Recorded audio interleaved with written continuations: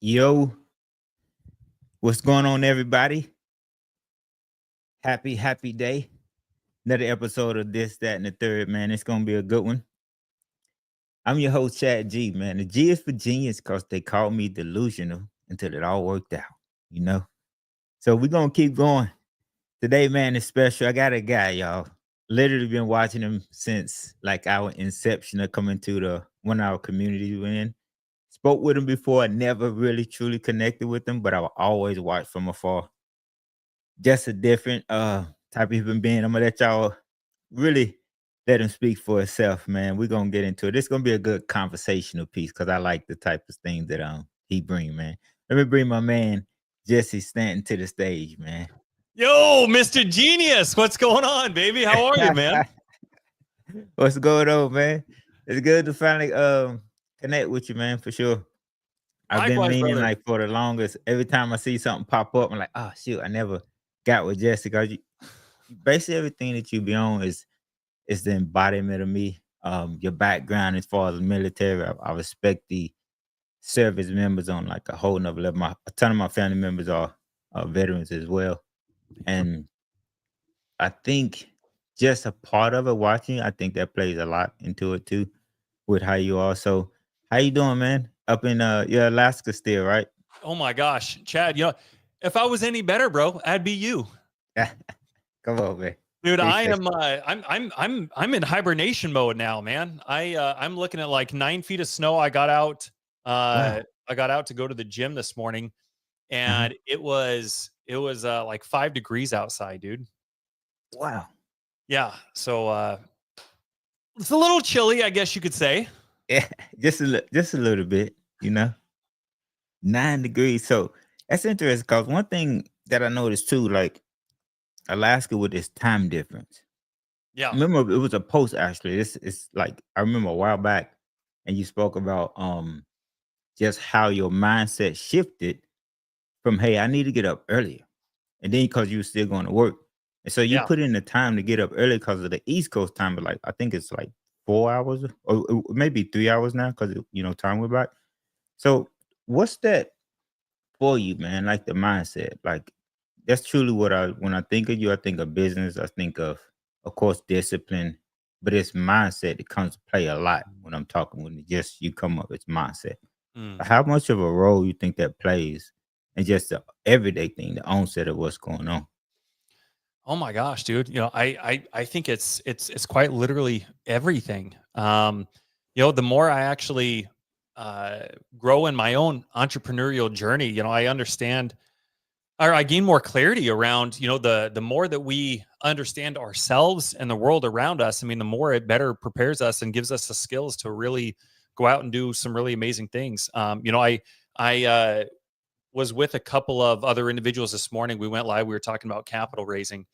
Hmm. And just as an example, there's a lot of people that think, well, if I don't have a deal or if I don't have experience or anything like Hmm. that, I have no business in going out and raising capital right now, which Hmm. which couldn't be further from the truth. Like raising capital is something like a newbie could do, but Exactly. there's a whole framework up here of just mental obstacles, getting clarity, Hmm. understanding the risk. A lot of people look at the risk of looking like a silly goose if Mm. they fail or if they fumble through the conversation and getting embarrassed.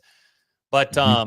it's some of those thoughts that keep us where we are. They hinder us from really reaching our true potential and what we can ultimately become. So it's all right here.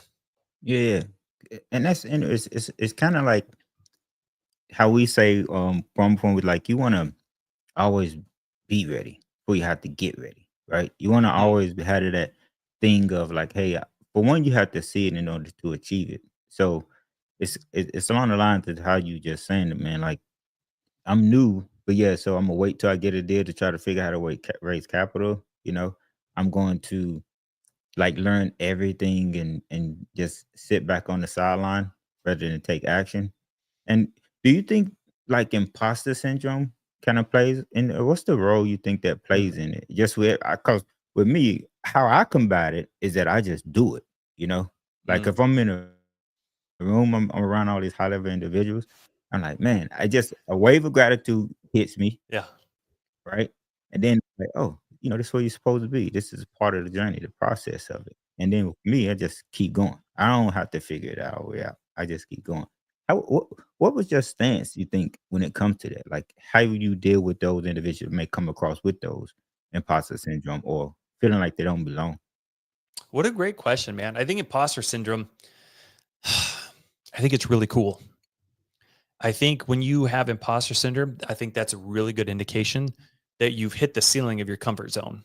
Mm, It mm, shows that you care, mhm, especially when you're raising capital. Because I think a lot of people, and I'm just using raising capital because that was something we talked about this morning. Because this can be literally applied to anything, mhm. But we'll just take kind of the tune of raising capital here for a second. There's a lot of people that don't feel qualified because they feel like if they got to go ask somebody for money, then that automatically means that they have to be coming off like they're the expert. They have all the answers. They have been there, done that. They've got the deals. They Yeah, are the man or woman to make this thing happen.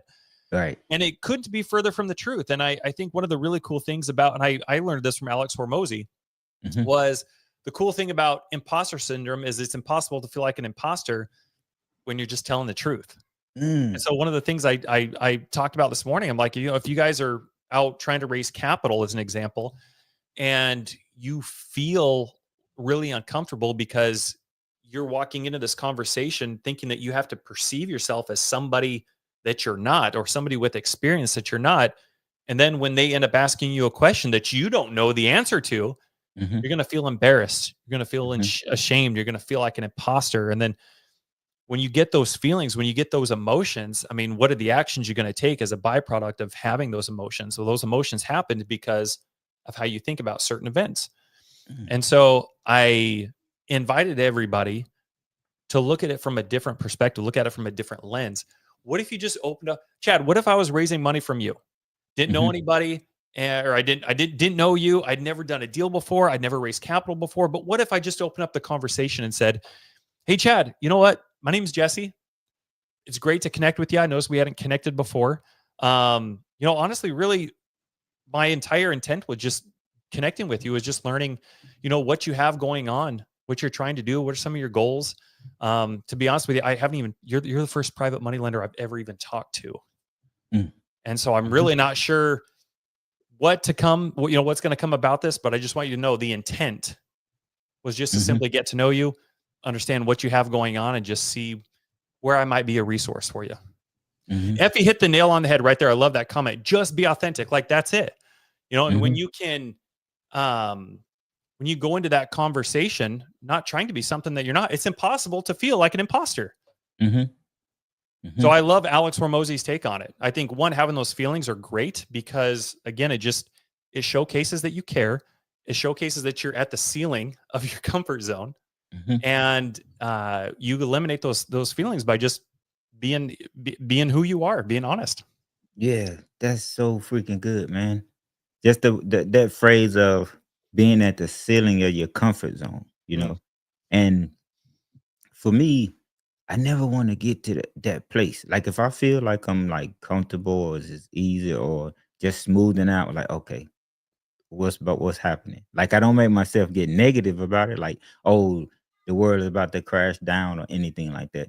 But it's mm, like it's something that you got to do. It's something that's supposed to touch on, like some level of impact that I'm trying to do is not being done at that moment. So for it's sure. so that's a awesome take on that, man. It made me really truly reflect on some stuff. That's why I wanted to talk to you, man. You got that thing. Oh, So I'm humbled and grateful. It took a long time to get here. It took a lot of me going through my own mindset struggles and stuff. mhm, You mentioned this a little bit in the beginning. Being in Alaska, there's like two people that live in Alaska. mhm, It's like me and some other guy. You know what I mean? So it's not like I've just got all these resources up here, people yeah. doing what I want to be doing. I don't have people that I can just go to and sit down and have lunch with or grab a cup of coffee with and receive just in-person, mentorship or growth or anything like that. Everything that Mhm, all the relationships, everything that I've had to do has just been virtual. It's almost like trying to build a business from Mars when you live up here. mhm, Um, so I went through a lot of just mindset issues, trying to figure out how to build a business and how this whole thing works. And 4 years ago, little over 4 years ago, I remember scrolling. I was going through Pace's YouTube, actually. I was scrolling through Pace's YouTube, watching one of his videos. And you ever watch one of the, like, you ever get on the YouTube thing and then you're just scrolling through the comments as you're listening? Yeah. So I was scrolling through the comments, and dude, I came across this comment that was, it was really snarky and it was really negative. So much so, I wish I would have took a screenshot of it, because had I known I was going to be here 4.5 years later talking about this. I don't remember what the video that Pace shared was. I don't remember what the snarky comment was. I just remember thinking, like, that is really snarky. That is really negative. Like, why would somebody write something like that? Yeah. But I remember that it was one of few comments that Pace responded to. So naturally, I'm like, ooh, what does Pace got to say on the subject? And dude, just in classic Pace fashion, he responded in the best way possible. The only thing that he said was, millionaires don't complain about time. Yeah. I think I know which one you're talking about. I'm gonna So research. good. That's yeah. Okay. What was your take? So when you think about the time, that's kind of aligns with the Alaska thing in terms of Yeah, the for sure. isolation. Yeah, at the time, I was working in the Air Force. So I would wake up at 5 a.m. I'd leave the house at 5:45. I'd get to work at 6:45, and I'd work from 6:45 until 4 p.m. I'd have an hour drive back, and I'd get to my house at 5 p.m. Well, that's 9 p.m. on the East Coast. Yeah. How many sellers am I going to get a hold of at 9? I don't even walk through the door at 9 p.m., let alone by the time I get my uniform off, I get something in my stomach, and then I've got to sit behind my computer and pull everything up. For anybody who's thinking that there just isn't enough time, just let me be the one. Just hear me now. Like, you're wrong. There's definitely enough time. If there was anybody who truly thought they didn't have enough time, because my wife's a nurse, she was working nights. So a lot of times I'd get home and I'd high five her. She'd head to work. I've got kids. So now I'm cleaning a house. I'm making dinner. One of them is a newborn. I'm getting everybody fed and bathed and in the bed. I'm finishing up my college degree at the time. And then somehow had to figure out how I'm going to build and scale a business. And so I went through these really just mindset obstacles, man. Everybody, honestly, dude, like, everybody at work was making fun of me. Like, oh, what kind of scam is Jesse running on the weekends? Buying houses without, taking loans? What is that shit? And, I was facing opposition from my coworkers, even family. So there was just a lot of mindset stuff that I went through, and just reading that comment from Pace on his YouTube channel, just, millionaires don't complain about time. And I thought to myself, if that's true, if what Pace said is true, if millionaires truly don't complain about time, and 90% of millionaires are self-made, then what am I missing? Odds are that most of those individuals have probably been through something similar, if not worse, than what I'm going through right now. So what am I missing? Like, it put me in this problem-solving mind frame. So I asked myself, and this is a really powerful exercise that I have tons of people do, but I asked myself, what is the multi-millionaire version of Jesse doing? How would he solve this problem? And when I asked myself that question, I looked at my circumstances from that perspective. And then that's when I had this epiphany. I was like, oh my gosh, why don't I just wake up at 3 a.m.? So then I could work from 3 a.m. until 7 a.m. So that's what I did. Like, I would wake up at 3. I'd grab my laptop and my cell phone, and I'd go and sit in my car in the garage. So I'm not waking my entire family up at 3 a.m. And I just make calls. I just started hammering out calls. And it really not only helped me move forward in my business, solve that problem, but dude, it calloused my brain up here. All of a sudden, I was somebody who was willing to do things that other people weren't. You see everybody that's like, man, if I had this, man, I would kill for this, or I would kill for this opportunity or this, but they won't even wake up an hour earlier than they already are. You know what I mean? So even just being willing to get up at 3, I was on the Daily Dial. I think it was last week, one of the morning Daily Dials. I think it was East Coast last week with Greg Clark. Dude, it started at 3 a.m. The Zoom started at 3 a.m. So I got up at 2:30. And that's just when I started my day. And it wasn't like it wasn't even a second thought. It wasn't this thing that I had to, that's just my identity now. That's just who I am. So anyway, that just, I mean, we can go on and on about mindset, man. But that's just a little about my story and how my Yeah, transformation has kind of come about. And it's been really amazing. It's been very yeah. humbling for sure. That's really good, man. It's a couple things you said. And one was the comment of millionaires don't complain about time, Mhm. but also what would the multimillionaire Jesse do with Yeah. this issue I'm having? So it's kind of like we stated earlier, like you gotta see it in order to achieve it. But also the next step is acting like you have it. Believe you in that Mhm. space already, right? I wouldn't able to do anything I do right now if I wasn't as a kid seen it, Mm. right? I seen Yeah. it as a kid when I didn't have none of this. My world was totally different, from where I come from, my upbringing, the whole thing.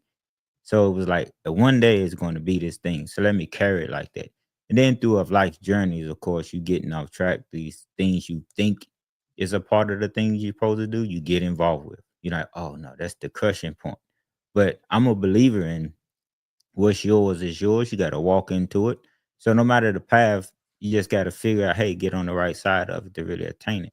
And that's kind of what I was picking up from you, from it. Like you can be in an environment, but it's important to have like a psychological separation, right? When you Mm. physically can't, you have to have your mindset somewhere else in order Yeah. to weave through all of the things. In your case, it was Alaska, no real community as what I have, right? I can go anywhere in terms of Charlotte, state, whatever.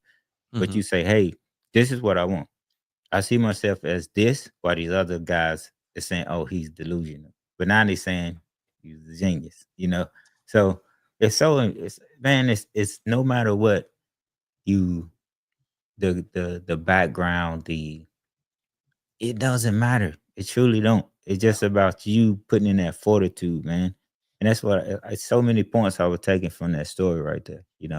Just the fact that you here and I'm here, two different words, but we in the same wavelength at this time, man. And that's so important. So, man, I can go on about that too. That's so good. But I look at your journey and it's different facets. You Mhm. have the business side, like, hey, scaling business, making a business, growing a business. Then you have the mindset, you speaks about it. And Mm. of course the real estate. Yeah. Which ones I won't say prioritize because it weaves together. Yeah. And Yeah. mindset to me is like the foundation. But how do you like, hey, this is how I'm going to like compartmentalize. I had this team I'm responsible of. I have my Mhm. family right here that I see Yeah. your pictures, man. They like beautiful family. So that Oh, shows the cohesiveness. thank you. So what is that for you, man? Like, what's the thing that's, of course, the why for me is family. That's like the default button. I call that the default. It's something bigger than that, For for sure. me personally. And for you, because for example, I just seen a post too. Austin, we can probably get in that deal too, where you said you made 72K in 60 days, but Mm. you went Yeah. from the Air Force up until now. What's that process like for you to now? And what did you see that, hey, this is where I'm at. This is the goal. This is what I see for myself and my family, my teammates, my partners, etc. Mm. Man, what a great question. In terms of like, if I can, like for me, it's Mhm. like I'm always looking at it. Moses said this too. Is I'm always looking for confirmation for one. Yeah. Um, and I believe in God, so I think signs come to me. Right. Hamosi posted that it's similar to what I talk about. Like I don't anybody I talk to, I say I don't want to have 100% of anything. Right. I want to have slices everywhere, but more so I'm empowering the people that's around me. You know, how important you think that is? You know, like, hey, I'm Jesse, but I also have these teammates. I had Chris James, I have these TC, I had these lending partners. How important for you to have that and just weaving that into just a whole psyche of what you have going on? Because that can be overwhelming to a lot of people. But again, it goes along too to the multimillionaire Jesse type of problem I'm alluding to as well. It's two things come to mind. Two things actually I'll give you two things Pace told me almost 3 years ago now Hmm. that really impacted the trajectory that I'm on right now. It's funny, dude, because you got to be able you got to plant these seeds.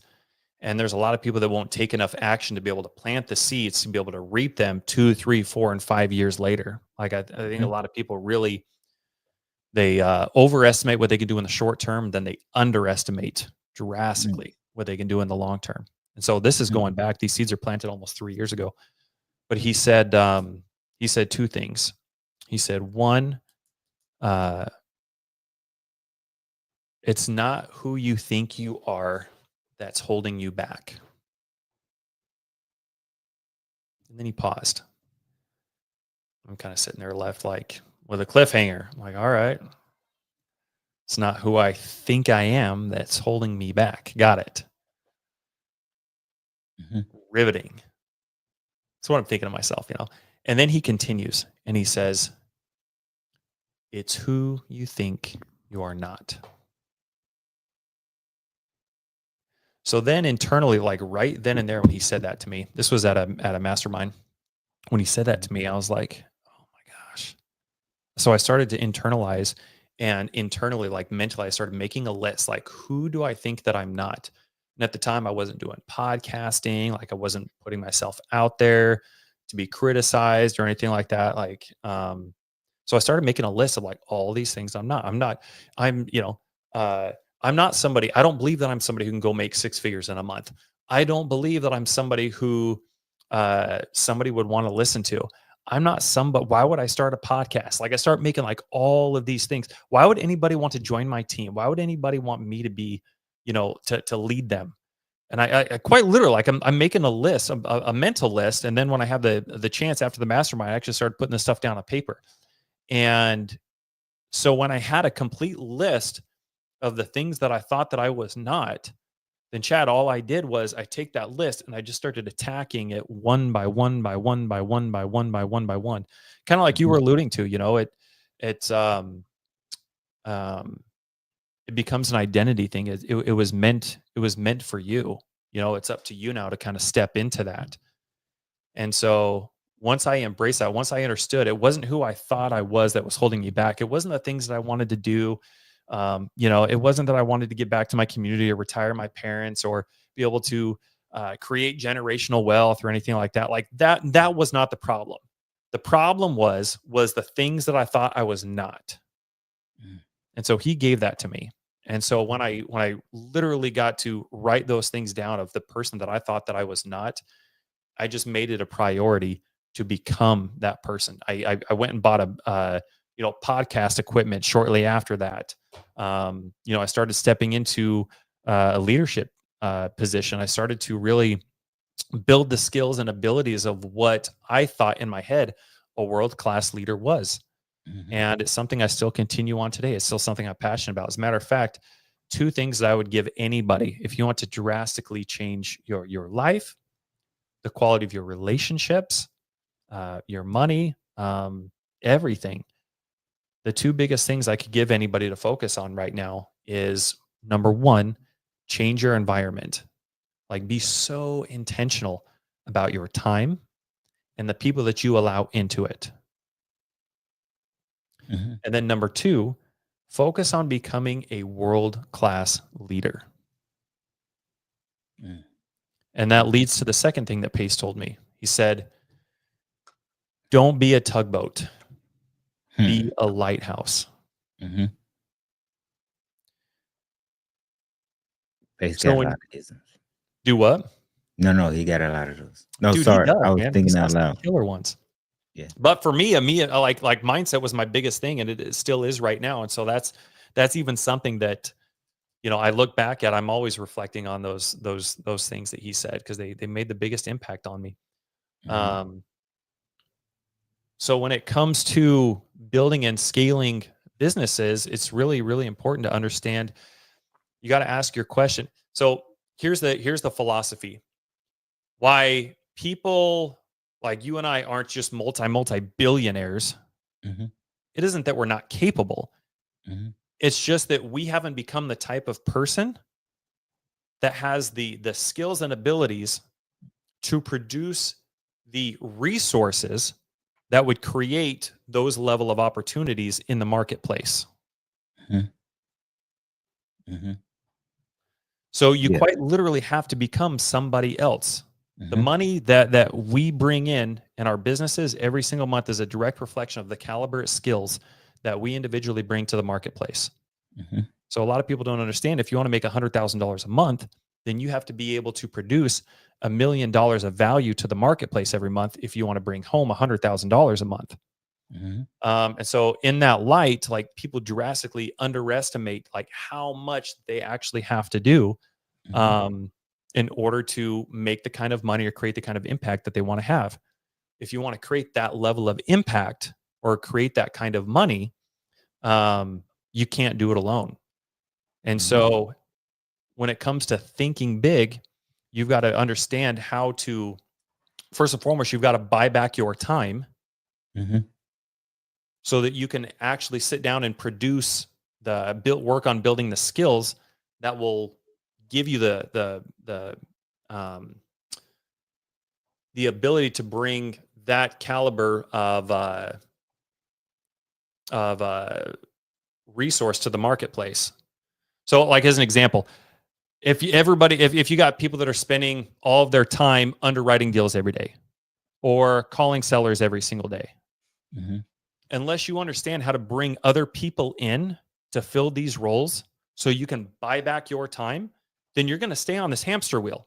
Mhm. Again, the reason that any of us aren't where we want to be yet is simply just because we haven't become that person to be able to create those opportunities and resources in the marketplace. Mhm. Do you watch the Jake Paul and Mike Tyson fight? Yeah. Dude, who lost that fight? Who are the Yeah. real losers? It's It was nobody us, really. bro. Yeah. It was us. Yeah. We got duped. But you know For the what? The time. person whose idea it was to be able to create and bring in Netflix, bring in Mike Tyson, bring in Jake Paul, bring in these Yeah. resources to the marketplace, those are the kinds of skills and ideas that it takes. And then Mhm. in order to make those things happen, you have to become a person of resource. It doesn't take money to make money. It takes resources. Right. So you have to become a person of resource. And the highest, the level of resource in which you can bring to the marketplace, the money that you bring in will become a byproduct of that. So anyway, all of this to say, you asked, to make a long story long, Chad, to bring this boat back into the harbor here, to answer your question, like, how do you balance it and what do you choose to prioritize with all these things that are going on? I made becoming a world-class leader a priority. Mhm. And I understood how to communicate, how to set parameters, how to create SOPs, how to create systems and processes. I have an 8 and 9 figure coach, and he gave me a piece of advice a few weeks ago, and I'll share that with you. He said, "Jesse, millionaires build systems and processes. Mhm. Billionaires build people." Mhm.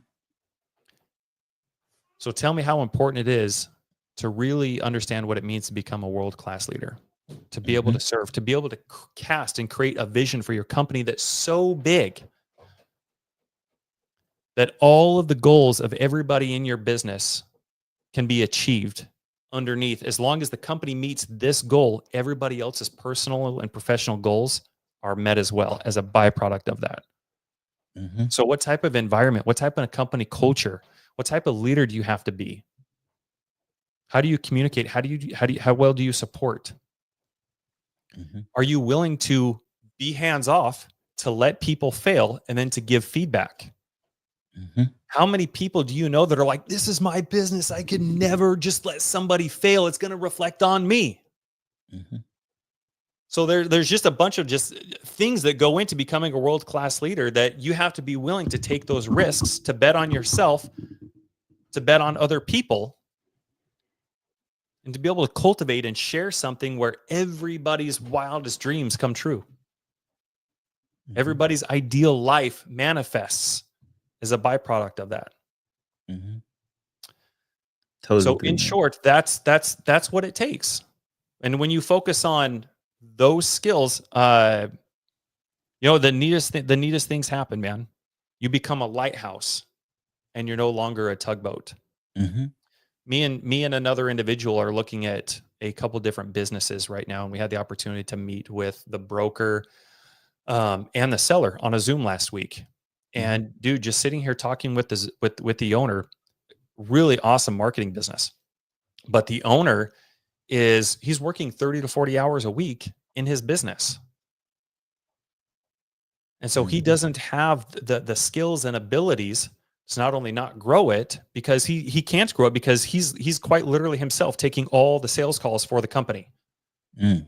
So he not only doesn't have the systems and processes in place, but he doesn't have the leadership skills and abilities to be able to let other people come in and take over, to bring in A players and B players.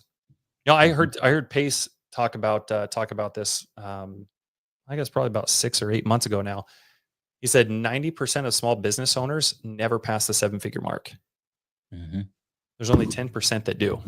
Mhm. And I thought that was really interesting. And when you think about what a small business owner is doing and why they never pass the 7-figure mark, how many small businesses, Chad, have you ever walked in and the owner's mopping the floor? The owner's Mhm. behind the cash register.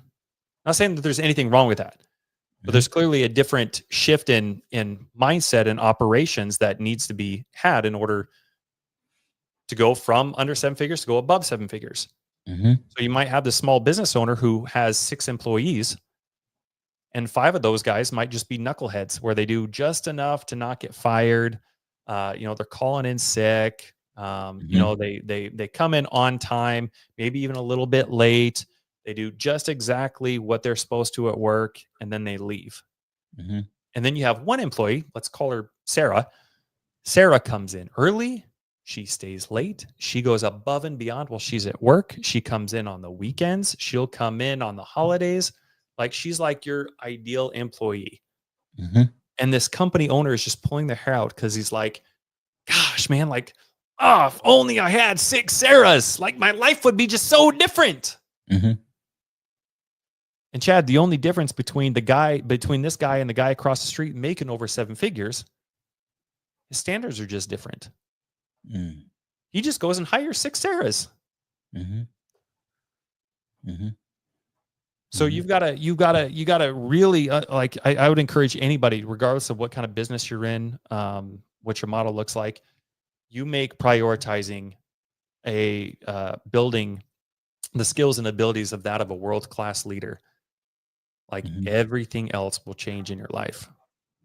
Yeah, and it's so important because when you think of what you said, how people focus on systems and processes. Yes, Mm, 100%. That coach was. I mean, not saying, "Oh, I'm giving him validation." Right? I'm not giving him validation. He's a business 8-figure coach for a reason. But that's how I think in terms of I like people who are like self-starting. Right? mm, I can tell you something because I'm gonna feed into you. My thing is, I truly believe that your net worth would not outgrow like your self-development, right? You have to develop into this person in order for your net worth to increase.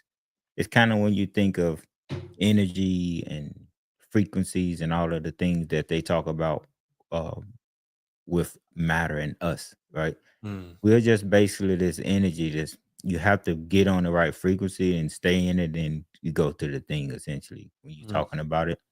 So that's how I look at it. You have to continually vibrating higher, getting on this plane of saying, "Hey, this is what I got to develop into."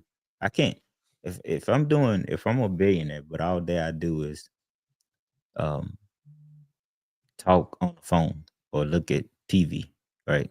You haven't even have a skill to manage this money that's given or these people that you supposed to be building up. So it's kind of like what we said earlier of seeing yourself in the thing that you want to be. So if you saying, "Hey, I'm a billionaire," I'm okay. What's your billionaire habit, right? What yeah. habit are you doing right now that aligns with even that thought process? You know, who are you conversing with weekly? You don't have to be daily because a lot of times they don't have the time to just hop on the phone with you. You hopping on their team a lot of time. You're talking to a team member that knows them and knows what to give you. So, but who are you talking to weekly that's providing another skill set of being what you said, a world class leader, right? What Mm, are you developing into? But you yeah. have to see it 100%. And I truly believe that it's not. if anybody that's around me, I don't care where you at in terms of the sharpest salesperson or the most whatever. I'm gonna Sure. build that up because I see something in you that you don't even see. That's one thing I've been given. I can see it. So let me pull that out of you. But it's so good that you said that, man. And the listeners hope you rewind this and listen to that segment, man. Of that part was so freaking integral to your success. It ain't about yes, just bringing everybody up and because now you're gonna run out of gas. Imagine holding your breath and never exhaling, or always inhaling and never breathing it back out. You'll freaking die. You see what I mean? That's you trying to be this thing, this if for everything. No, you gotta exhale. So how do you do that in business, right? People. Invest in people, resources, bring them up. Now it frees your time. You freeze your time, you get creative. Now other things you are bringing into the business to now vertically integrating all the things you have going on right now. So Jesse, that was so freaking good, bro. I had so many like nuggets that I was just popping in my brain as you was going through that. So Mhm. good, man. World class leader.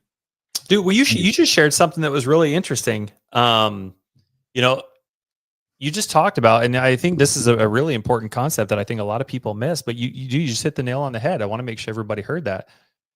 You see the potential in other people. Like you're Mhm. looking for, like when you think of like A players, like do we really care if we are bringing in 1988 Michael Jordan or 1998 Michael Jordan?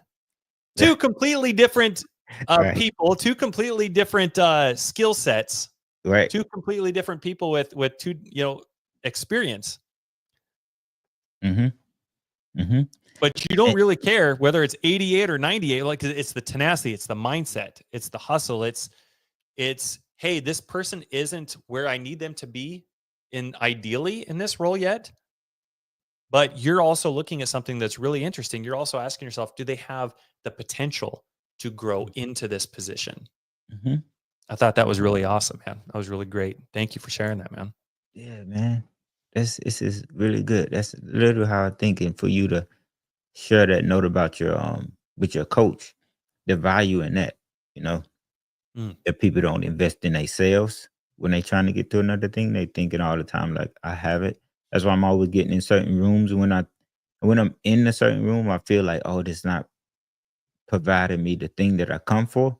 I just don't stay just to stay, right? Or I don't want to be that person. I want to always let me figure who I can pour into next, or who I can just trade value with. What can I do with next? And mhm. that's how I think in terms of just the type of individuals. Like this is a for anybody listening too. Like I said earlier, who are you talking to weekly, right? Who are you having these conversations with? These ways on this podcast is one of the best ways that you can do. You wouldn't have met Jesse. Well, probably, I don't know. There's some way you would have. I don't know. But or Jesse's people wouldn't have known of me, right? Just the things now they may reach into and out to what we actually doing.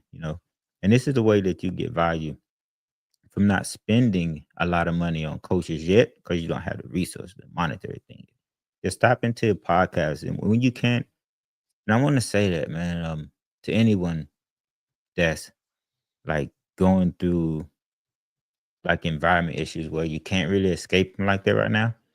I think about um that psychological separation I talked about. When you think about Abraham, if you're going to get biblical, right? He was in the midst of all these people that wasn't on what he was on, but his mindset was always different.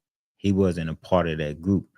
And that's how you got to be like hunger down into your space and resources and saying, hey, this is what I want. This is where I'm going.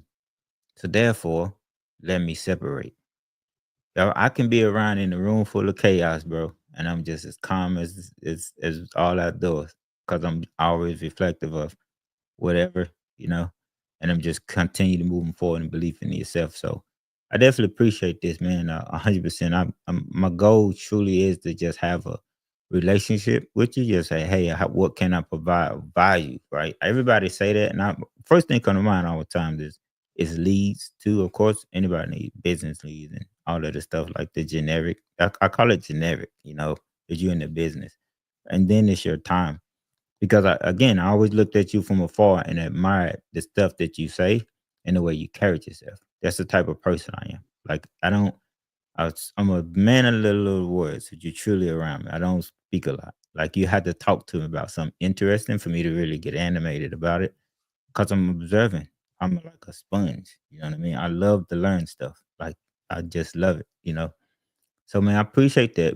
One thing I do want to touch on, cause you said it too.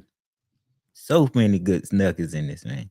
Of having, and it was percentage, right? You took a percentage of 1 million, you give it to the marketplace, and your idea is having 100 grand. So that's Mm-hmm. like a 10%, right? Mm-hmm. 10% take home, essentially.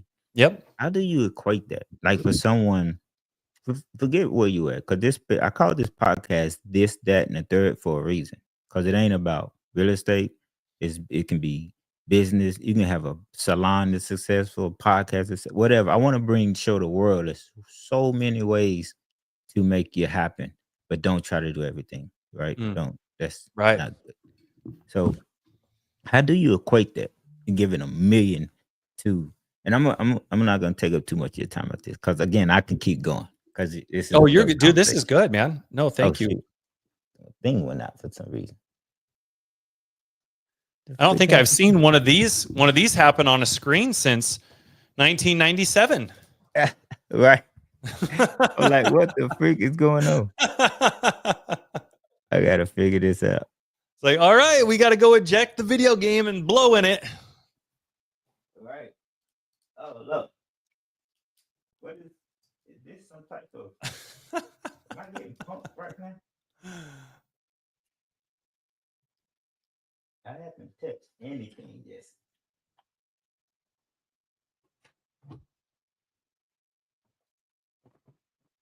No. Why did my camera go off? I can see you, but you can't see me. You can see me. I can see you clear as day. Do you want me to answer the question while you're figuring this Yes, out? I'm about to, I guess, switch to my computer or something, camera. Because my USB is saying, hey, I don't want you no more. So, Oh, there he is. yeah. I was like, what the freak? I don't know. But that's again, so funny. I made a post about that yesterday. Like, I done had this camera go out. I done all this type of stuff, but I continually keep going. Dude, I love it when things like this happen, honestly, because Yeah. I think there's a lot of people that are afraid to go live or Yeah. to start a podcast or to, whatever it is, put themselves on display because they're Yeah. afraid something like that might happen. And the cool thing about that is like we get to showcase it and we got to be like, guys, this is just part of life, just part of technology. Yeah. Nothing's ever gonna. Don't And you know worry what? about No, it. there's no reason to be embarrassed. Like it's one of those things. Yeah. We're still here. Everybody's still here. You're still here. We're still here. We're all Yeah. still here. Let's continue on. There's It no was reason so for funny something like this because to happen to keep anybody from doing the thing. yeah, I was looking at the screen like, hold up, why this thing got all these colors on? I wasn't tripping. I thought it was like comical to me, and it's just again, it's so funny because I talked about that on a post. I was like, man, I don't wait to get this about. I just work within confusion, chaos, and I don't wait if I truly believe. I just do it. You know what I mean? Mm-hmm. So cool stuff. That was a good. I'm gonna have to clip this for an Instagram post or something. But yeah, sorry, Jess. This has got me bugging out. I'm laughing right now. Oh, you're But good, baby. but yeah, how what's the equation for that? Let me let you answer that. Because I want to get that was really good what you said. You know what? That's honestly a really good question. That was something that I got from my coach. Mhm. Who Dan Martell is my coach. Oh, okay, yeah. And so Dan is that, awesome. that was something that I got from him. And I don't know that I actually have the metrics to be able to say, hey, this has been my truth when it comes to that equation. But I'll Mhm. tell you what I did take from that when he gave that to me. I'm going to give some context real quick before I answer that. Mhm.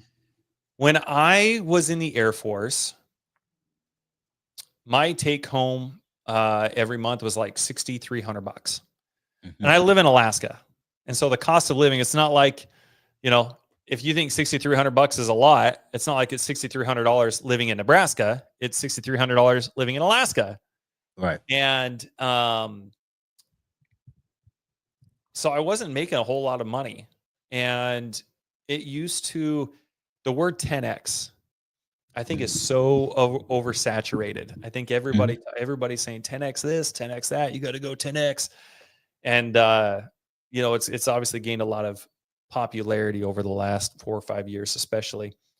But I remember 4.5 years ago, hearing Grant Cardone talk about 10x.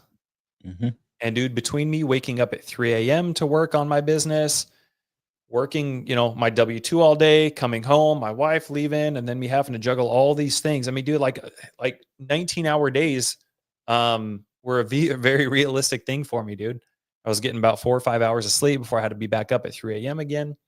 So when I'd hear people talk about 10x, I'm like, oh, come on, Grant. I'm already working 19 hours a day trying to make $5,000 a month, dude. Like, I literally have zero time left in my schedule to go 10x. Mhm. And that was how I looked at it.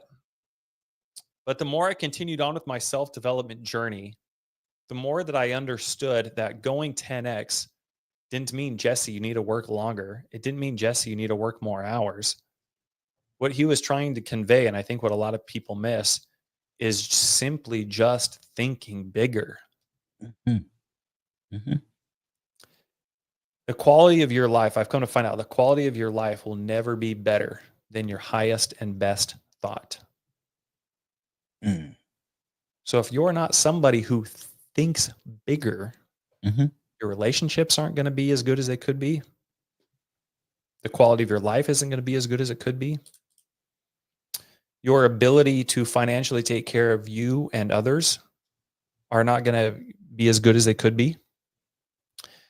So anyway, with all of that saying, it kind of goes into a lot of what we've been talking about today. It's like, all right, well, if I'm going to go 10x my money or 10x my business, obviously I can't do it alone. So that's going to require me to build different skills. I've got to learn how to buy back my time. I've got to learn how to hire right. I've got to learn how to delegate and communicate and create an abundant company culture. I've got to align goals and make, you know, anyway, there's all this whole thing that goes into it, right? So it just basically thinking bigger puts you in the position to take action in a much different way than you otherwise wouldn't have. Mhm. So if somebody's goal right now is to go make $10,000 a month and they haven't hit it yet, what I failed to realize at the time 4.5 years ago, and what I learned now is it takes just as much time, energy, and effort to make $10,000 a month as it does to make $100,000 a month. Right. If you have two people that are spending 2 or 3 hours a day working on their business, you can accomplish very drastic results in the same amount of time. It's just you've got to have different chess pieces in place Mhm. in order to do that. Mhm. And so for me, when Dan said that to me, when he said, if you want to go make $1 million, then you have to go create $10 million worth of value in the marketplace. Mhm. So to your question, while I don't specifically have like, okay, what was the equation on this and how did this, you know, convert to this and how did you equate this amount of effort to this amount of revenue to this? Like, I don't have all of that yet. But what I took from that was kind of just this 10x thinking. It's like, okay, if I'm going to go provide $10 million worth of value to the marketplace, then me simply playing at this level that I'm playing at right now isn't going to suffice. Mhm. So it led me to, just as an example, it led me to kind of reprioritizing the way that I spend my time. So I'm extremely, extremely protective of my time right now. Mhm. And one of the things that I'm focused on right now, going into 2025, I'm speaking at an event in Orlando here in a couple weeks, and then towards the end of the year, uh, there was an event in Orlando where I was the keynote speaker in front of 2,000 people. And I Mm. got that introduction just because I had this thought like, oh, if I'm going to go provide $10 million worth of value, then I need to expand my network. And it kind of goes back to what you were talking about a little bit earlier. Like you've got to be real protective of who you're not only spending your time with, but the caliber, the mindset of the people that you are surrounding yourself with. And so I went and created a mastermind of other individuals that were well ahead of me. And by me doing that, I got to know these individuals better. And I got introduced to an event coordinator who's putting on this event down in Orlando. Mhm. And so it's neat when you start thinking bigger, how these opportunities just start coming about. They're $100,000 a month opportunities, $10,000 a month opportunities. They're literally right in front of all of us. Mhm. 2 years ago in November, actually, 2 years ago this month, I got in a car wreck. My wife, myself, and my two youngest kids were in our Durango, and somebody ran a stop sign and hit us, totaled the Durango. And after that car wreck, that was our family vehicle. So I had to start figuring out how am I going to replace, well, not necessarily how am I going to replace the family vehicle, but what family vehicle do we want now? And so now I'm like, man, we've had this Durango for like 5 or 6 years. I don't even know what's out there right now. So I'm like, man, do we get a Suburban? Am I that guy now? Do I need a bus? Do I need to get a CDL to haul myself and all my kids to Pizza Hut for dinner? Right. Or do I get a van? Am I a van guy now? Am I that guy? Yeah. Or what do I get? And so Right. I started doing some research and I come across this vehicle called a Chevy Traverse. I'd Mm. never heard of a Chevy Traverse. For anybody who doesn't know what a Chevy Traverse is, it is basically Chevy's version of a Durango. It's like a 3-row midsize SUV. Mhm. And I've always been a fan of Chevy. So I was like, well, this is really interesting. I've never even heard of a Chevy Traverse before. So probably like many of you would do, I started doing some research on it. Started going online, started looking at all the safety readings, started going and looking at pictures on the dealership websites, looking at the different trim levels and packages, things that it offered. I was like, all right, well, do Mhm. we need one with leather seats or cloth seats? Well, I've got 4 kids and they're young. So I'm probably going to want something where the seats clean easily. Okay. So leather it is. I live in Alaska, going to need some bum warmers. So anyway, we started going down this checklist and I'd even take it a step further. I started watching like YouTube videos of, people test driving it and getting to hear what they thought about how the car handled. And I'd watch ones where people were my height, 6'2", and driving it and how they felt, how comfortable they were driving it. And so anyway, I became obsessed with learning as much as I could about this vehicle to see if it was the right vehicle for us. Mhm. Chad, let me ask you something. When I went to go drop my kids off at school, or when I would go to the gym, or my wife would send me to the grocery store to go pick up milk and eggs, any one of those scenarios, what do you think I started seeing in the parking lot? Chevy Traverse. Chevy Traverses. Now, Yeah. let me ask you, were those Chevy Traverses never there? And They've I just been there all the of a whole sudden started seeing them? they've been there the whole time. Been there the Yeah. whole time. And you know what's funny? People, relationships, opportunities of all calibers Mhm. are literally right in front of everybody. Most people, metaphorically speaking, the way in which they see the world, they've got these lenses on, Mhm. and they only allow them to see $5,000 or $10,000 a month opportunities. So when you have these lenses on and you're looking at the world through these lenses, of course, the quality of questions you're going to ask are going to be reflectant of goals around making $5,000 or $10,000 a month. Right? Instead of asking questions about, hey, how do I become a world-class leader? How do I start buying back my time? Instead of asking higher caliber specific questions, you start asking, what CRM should I use? Hey, who's got the best data for skip trace and lists? Mhm. You know what I mean? Mhm. So Mhm. you got to be willing to take those $5,000 and $10,000 a month glasses off, and you've got to be willing to put $100,000 a month glasses on and you start to see when you start to shift your perspective like that, you start to see opportunities that were always right in front of you. You start Mhm, to see Chevy Traverses pop up all over the place. mhm, So in order for you to say yes to $100,000 a month opportunities, you've got to be willing to say no to everything else. You should be saying no to 10 times more than the things you're saying yes to. So this is where being extremely protective of your time really comes into play.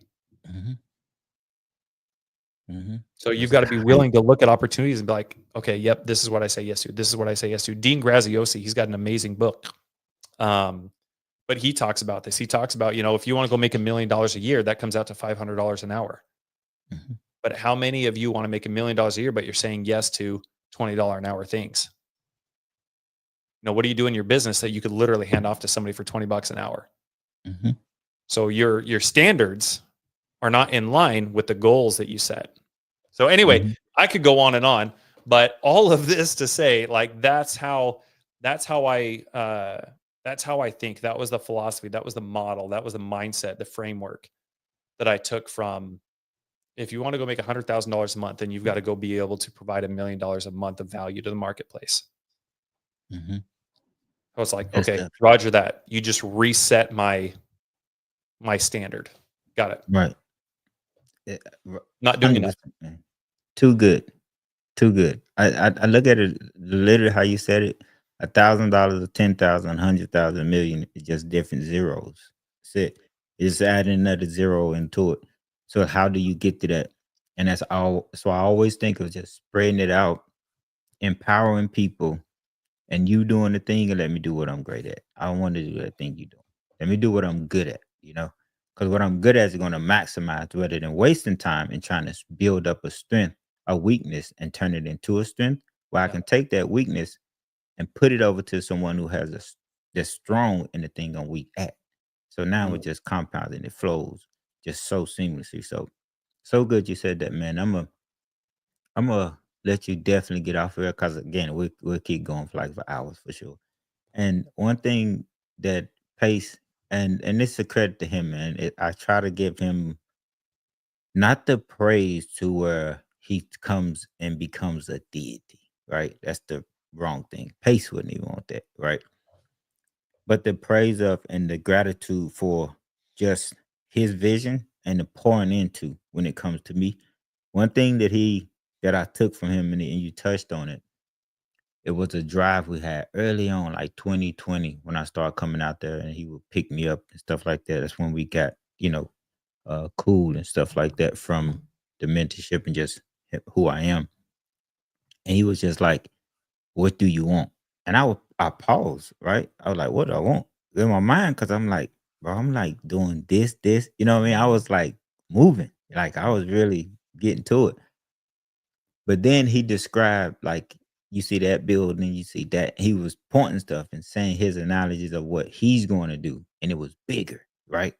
I said, "Oh, so okay." So now my mind expanded. So, oh, let me put some more zeros to this. Let me, because I already had 100,000 a month. I done did, I done been doing stuff. And then fast forward to another time we're in North Carolina, we driving by like an hour, just him and I. And he said a number to where he'll be doing like every month. And I was like, wow, so what you gonna do with that? I don't know, but I'll find out. Right. It's just how our conversation was, right? Mhm. And so just hearing that, man, and knowing how much like his trajectory, his whole thing has allowed us now to be on this is a testament to what you alluded to, thinking big, you know? Mm. Just think to the point where you say some numbers and it just make you get anxiety to where you calm yourself down and then take flight, because you believe it. Yeah, bro. That's the discomfort I want to have. Like when I'm like today, this morning, like just to give you a quick example, I had this deal is like a $1.1 million acquisition, right? No, it'll be this was acquisition at 720. And this closing table is about to close Wednesday, all of these things. And then it's another thing, 6.8 million that is on my table, right? I'm not saying these numbers to sound crazy to the audience, but just real stuff to give I'm a honing a point. And so when I'm now that I'm talking about this stuff to people or talking to agents and real deals, I don't feel nothing. You know, I don't feel like I'm not supposed to be in the thing or whatever because I have a bigger number. My number is way bigger than these numbers, you know, and that it goes along to what you said, thinking big. That's like not it for me. That's whatever, you know, not dismissive 100%. I'm super grateful and humbled by that stuff, but it's like that ain't it. That's just a part of the journey. That's the Mm, thing. So super grateful for you, man, taking your time out. I know this is an hour, and this hour of value, my prayer to it, I can actually use that word, is that it adds 10x not only to what you have going on, not 10x. You got me thinking Grant Cardone, because you say, but it amplifies everything that you have going on and bring that value back and how you say it. Because this hour of time is so important to you as well as just what you're giving to me, man. So I want to thank you, man, for taking the time. For you, you immediately answered it to it and say yes, sure. And I was like, man, this is a perfect opportunity to catch up. So now I know how to like connect. Hey, Jesse, this because I have a ton of stuff I'm working on, like higher level stuff that I mm. can talk to you offline about too. You know, Oh, and I'd see how we can love just to. merge our worlds. I literally got a text from one of the guy while I was sitting here. I seen his name pop up, like, oh shoot, that's my guy. So appreciate you, brother. And I try to let the guest leave with some note to the viewers, whatever that may be, positive note, motivational note, inspiration, whatever the thing, you know, Mm, and kind of set them off on that phase of like, hey, get to it. That's just my mindset, you know. I love that. No, Chad, this was really amazing. Thank you so much. I'm very humbled and grateful for the opportunity. Thank you for filling my gratitude cup up and giving me the opportunity to come in here and share and to connect with you. And like I said, I would love to talk offline and let's do some stuff together. That would be amazing. So thank you again for having me on here. Mhm. To leave everybody off, how about this? This was something that someone told me once, and something I think about at least 2 or 3 times a week. Life isn't as it is. Life is as you are. Mhm. The world isn't as it is. The world is as you are.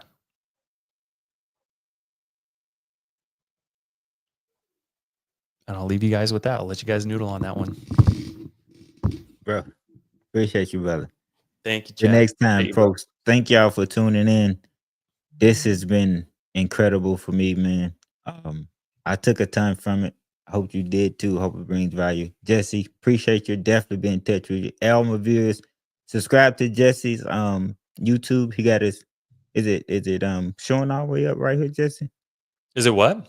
Your full what can they catch your podcast, your YouTube, Instagram?